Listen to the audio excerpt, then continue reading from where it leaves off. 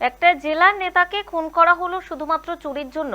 মালদহের ঘটনায় শাসক দলকে তীব্র আক্রমণ বিরোধী দলনেতা শুভেন্দু অধিকারীর। আপনি দেখলেন না, একটা জেলার নেতা তাকে খুন করা হলো শুধু চুরির জন্য। ঘরেন তোহারির রোজগার বন্ধ হয়েছে তাই। এর আগে বহরমপুরে সত্যেন চৌধুরীকে মেরেছিল প্রমোটাররা, তার বিচার হয়নি। পানিহাটির কাউন্সিলরকে মেরেছে, তার বিচার হয়নি। তপন কান্দুকে মেরেছে, তার বিচার হয়নি। পশ্চিম বাংলায় মমতা ব্যানার্জি চান টাকা দেবেন, ওনার হাতে কেউ টাকা দেওয়ার প্রশ্ন নেই। পুলিশ গ্রেফতার করতে সাসপেন্ড করা হলো, অর্থাৎ এটা প্রমাণিত যতক্ষণ না খুন হচ্ছে ততক্ষণ স্টেপ নেওয়া হবে না। মালদহে খুনের ঘটনায় তৃণমূলকে আক্রমণ সিপিএম এর রাজ্য সম্পাদক মোহাম্মদ সেলিমের।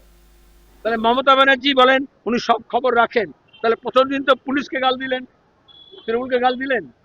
আজকে পুলিশ যখন গ্রেপ্তার করেছে টাউন সভাপতি তৃণমূলে, তখন উনি বলছেন সাসপেন্ড করা হলো। তার মানে তৃণমূল চুরি করবে, খুন করবে, ধর্ষণ করবে, আর যদি গ্রেপ্তার না হয় তাহলে দল সাসপেন্ড করবে না।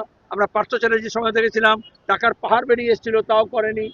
আর এই জন্যই পুলিশ দলদাস কেন বলি আমরা, পুলিশ কিছুতেই যতক্ষণ না খুন হচ্ছে, যতক্ষণ না ঘর বাড়ি উড়ে যাচ্ছে, ততক্ষণ তো কাউকে তৃণমূলকে গ্রেপ্তার করবে না।